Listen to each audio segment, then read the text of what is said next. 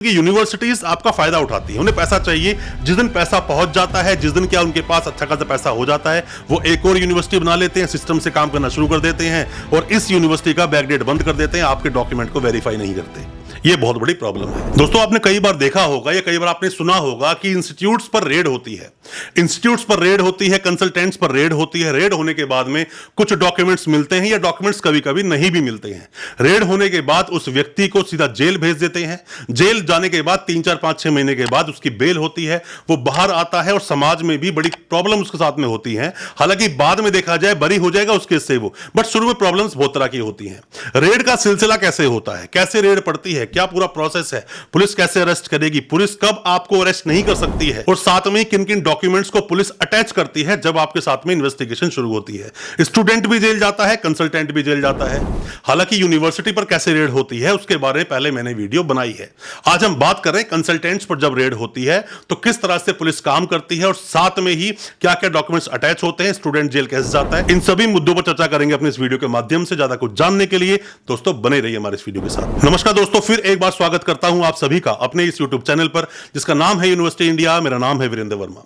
दोस्तों मैं हमेशा से कोशिश करता हूं जितना ज्यादा हो सके स्टूडेंट्स जो बैकडेट की डिग्री के चंगुल में फंसते हैं वो रुक सकें, मतलब वो प्रॉब्लम में ना फंसे, वो बाहर रहें, बैकडेट की डिग्रियां ना लें।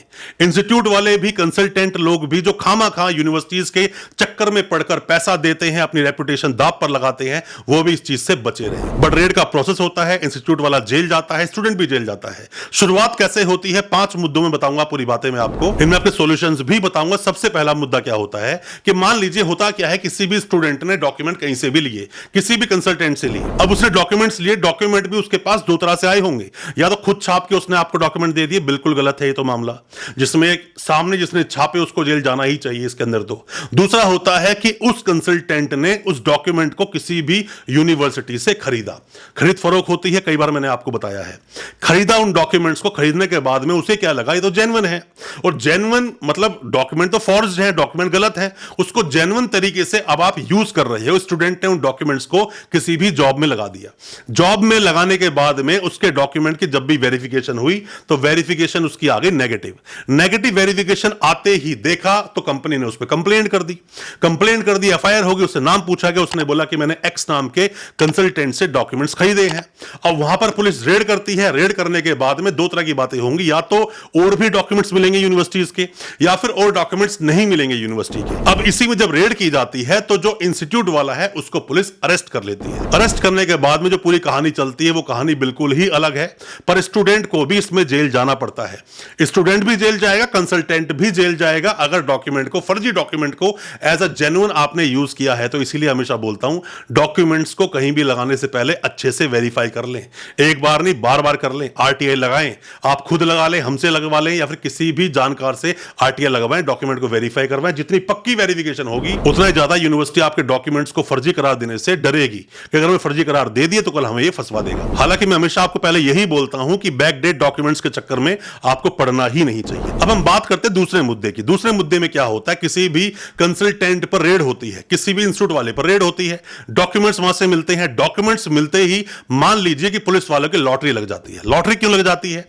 यह मामला है पैसे से कनेक्ट, पैसे से लिंक करता है। यहां पर पुलिस वाले जानते हैं पैसे की उगाही होगी, पैसे की उगाही भी करेंगे, कुछ लोग को छोड़ भी देंगे, बट जिस बंदे को रेड हैंडेड पकड़ा है वो तो जेल पक्का जाएगा। अगर आपके अगेंस्ट में कोई बंदा बोलने वाला है, कंप्लेनेंट है, तो आप जेल पक्का जाओगे, रुकोगे नहीं, पुलिस चाहे कितना पैसा आपसे मांग ले। दोस्तों जैसी पुलिस आपको अरेस्ट करती है ना, और जब रिमांड पर लेती है, रिमांड पर जब लेती है तो इससे पहले भी एक चीज है, हालांकि आपके वकील साहब को जैसे ही वहां पर पुलिस ने रिमांड मांगा वहीं पर बेल डिमांड करनी चाहिए और रिमांड को नहीं लेने देना चाहिए, यही प्रोसेस होता है। पर जैसी रिमांड मिला बस यहां से आपका केस खराब हो जाता है। अब यहां पर आपके साथ होती है मारपीट। हालांकि मारपीट हो नहीं सकती, आपका अधिकार है ये, कोई अगर आपको मारे तो पुलिस पे भी एक्शन हो सकता है। किसी पर भी जो रिमांड है, रिमांड का मतलब मारपीट नहीं होता है, मारपीटने से उगलवाना होता है ना, तो पुलिस वालों की जगह बाउंसर्स की भर्ती होती है। यहां पर पुलिस वाले को इन्वेस्टिगेशन करनी है, पूछताछ करनी है, पता लगाना है, पर यहां पर मारपीट कर आपसे जबरदस्ती 5, 6, 7 नाम उगलवा दी जाते हैं और केस को और ज्यादा स्ट्रांग बना दिया जाता है। और इसी रिमांड में पुलिस आपको यहां वहां लेकर घूमती है। और इन चीजों का एक ही सॉल्यूशन है कि जिससे डॉक्यूमेंट आपने लिए खामा खा लोगों को मत फंसाओ, शॉर्ट कड़ी रखोगे तो शॉर्ट में ही मामला निपटेगा। अगर लोग बीच में थे तो एक बात अलग है, आपने सब लोगों का नाम ले दिया, पर स्टूडेंट तो आपका ही नाम लेगा। अब दोस्तों तीसरा मुद्दा क्या फंस जाता है। अब दोस्तों ऐसे मामलों में होता क्या है कि अक्सर आपने देखा होगा कि अब मीडिया ट्रायल चल जाता है, कि मीडिया में चीजें आ जाती हैं। मीडिया में चीजें आती भी कैसे, पुलिस वाले खुद उनको बुलाते हैं। तो जैसे ही मीडिया ट्रायल हुआ, इंसान घबरा जाता है, डर जाता है, अब मेरी बहुत बदनामी होगी। हालांकि बहुत बार लोगों का फर्जी केस में नाम आता है। ऐसे में आपको एंटीसिपेटरी बेल लगानी चाहिए, उसके बारे में मैं अभी आपको बताऊंगा। पर मैं आपको बता दूं कि मीडिया ट्रायल जब आपका चलता है, हालांकि आप निर्दोष भी हो सकते हैं, जरूरी नहीं है कि आप दोषी हैं। आपने डॉक्यूमेंट लिए हैं कहीं से भी, हालांकि यह मामला गलत है। अल्टीमेटली डॉक्यूमेंट का अगर मामला बीच में आया तो यहां पर 467 ऑफ आईपीसी तो लगेगी, जिसके अंदर लाइफ टाइम तक का इंप्रिजनमेंट का प्रावधान होता है इसके अंदर। और ऐसे में पुलिस आपको वारंट नहीं देगी, नोटिस नहीं देगी, सीधा उठाएगी, जेल में डलवा देगी। और यही होता है इस प्रोसेस के अंदर। अब हम बात करते हैं चौथी प्रॉब्लम की जो आपके साथ में होती है। होती क्या है दोस्तों प्रॉब्लम यह होती है, डॉक्यूमेंट्स आपने लिए किसी भी यूनिवर्सिटी से, यूनिवर्सिटी ने खुद वीसी ने बैठकर भी हो सकता है डॉक्यूमेंट दिए हो, यह भी हो सकता है कि यूनिवर्सिटी का कोई स्टाफ रहा उसने डॉक्यूमेंट्स दिए हो। आपका तो रिकॉर्ड ऑनलाइन तक आता है, पर जैसी रेड होती है ऑनलाइन फटाफट से उड़ा देते हैं ये लोग।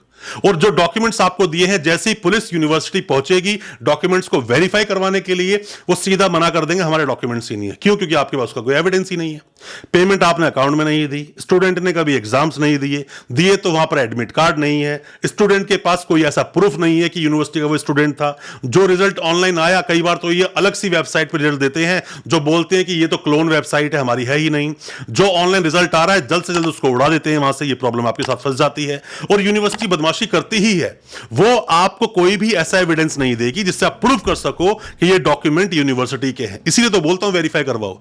और अगर आप ऐसी प्रॉब्लम में फंसते हो, यूनिवर्सिटियां बदमाशी करती हैं, यूनिवर्सिटियां आपकी कंसल्टेंसी नहीं देती हैं, यूनिवर्सिटियां आपके डॉक्यूमेंट्स को देने के बाद में वेरीफाई नहीं करती हैं, डिग्री नहीं देती हैं, माइग्रेशन नहीं देती हैं या वेस्ट नहीं करती हैं, मतलब डॉक्यूमेंट ओरिजिनल है, पर ऐसे में आप लड़ नहीं सकते अपनी लड़ाई को। तो ऐसे में हमेशा मैं आपको बोलता हूं, association of all Indian institutes की जो ये एसोसिएशन है, इसका आप मेंबर बने, इसको आप ज्वाइन करें, तो आपकी लड़ाई एसोसिएशन लड़ेगी और कम से कम आपको प्रॉब्लम नहीं होने देगी। कम से कम जो पचड़े फंसते हैं खामखा के, उसमें आपको राइट एडवाइस देगी। और जो दूसरी और यूनिवर्सिटीज हैं, ऑनलाइन के बहुत सारे प्लेटफॉर्म्स हैं, बहुत सारे डिस्टेंस एजुकेशन के प्लेटफॉर्म्स हैं, वो भी आपको प्रोवाइड करेगी। तो कम से कम ऐसी प्रॉब्लम्स में आप फंसोगे नहीं। एसोसिएशन को ज्वाइन करें, एसोसिएशन के आप मेंबर बने, और यूनिवर्सिटी से डरने की जरूरत नहीं है। अगर आपने जेन्युइन तरीके से काम किया है तो बिल्कुल प्रॉब्लम नहीं होगी। फर्जीवाड़े में आप भी इन्वॉल्व थे तो आपको जेल जाना ही पड़ेगा। बट कई बार ऐसा होता है दोस्तों, जब हम प्रिकॉशंस लेते हैं ना, जब हम प्रिकॉशंस लेते हैं तो मान लीजिए कि बाहर बारिश सबके लिए हो रही है, बट आप छते में खड़े हो, छतरी में खड़े हो, तो कम से कम आप गीले नहीं हो रहे हो। तो प्रिकॉशंस लेनी चाहिए, आपको अपने आप का बचाव सदैव करना चाहिए। अब बात करते हैं हम पांचवी बात की। दोस्तों पांचवी बात क्या होती है कि जब भी कोई मामला आपका आता है सामने और आप निर्दोष हो, मतलब कि आप नहीं है उसमें, खामा का नाम ले, जब पुलिस किसी को अरेस्ट करती है, रिमांड पे लेती है, खामा का 10-12 लोगों के नाम उगलवा लेती है, तो ऐसे में आप अगर निर्दोष हो, हालांकि काफी लोग सेटिंग कर लेते हैं पैसे वैसे दे या लेकर, पर ऐसे मामलों में आप एंटीसिपेटरी बेल का भी एक प्रोविजन फॉलो कर सकते हो। पर उससे पहले आप 482 में क्वेश्चन के लिए जा सकते हो कि एफआईआर को रद्द किया जाए या फिर मेरा नाम हटाया जाए। इसमें मैं इन्वॉल्व नहीं हूं। यहां पर हाई कोर्ट की खुद अपने आप में इनहेरेंट पावर होती है 482 ऑफ सीआरपीसी में। तो डरने की जरूरत नहीं है, डरे मत आप इस चीज से। और इन यूनिवर्सिटीज को जो बिना बात में आपने हवा बना रखा है यूनिवर्सिटीज का, कोई औकात नहीं है इनकी। एक स्टूडेंट यूनिवर्सिटी बंद करा सकता है, मैंने बताया था कई बार आपको। बस कंप्लेंट आप सही जगह पर करें। दोस्तों मैं उम्मीद करता हूं जो कुछ मैंने आपको बताया इंस्टीट्यूट्स की रेड्स के बारे में और कैसे स्टूडेंट फंस जाते हैं, आपको समझ आया होगा, अच्छा लगा होगा आज का वीडियो। हमारी वीडियो को ज्यादा से ज्यादा अपने दोस्तों, परिजन, परिवार तक शेयर करें ताकि वो भी अपने आप को जानकार बना सके। हमारे चैनल को सब्सक्राइब करना बिल्कुल ना भूलें, साथ में लगा बेल आइकन जरूर दबा दें ताकि इसी तरह के एजुकेशनल वीडियोस हम आपके लेकर आ सके सबसे पहले। बहुत बहुत शुक्रिया दोस्तों, धन्यवाद हमारे इस वीडियो के साथ बने रहने के लिए।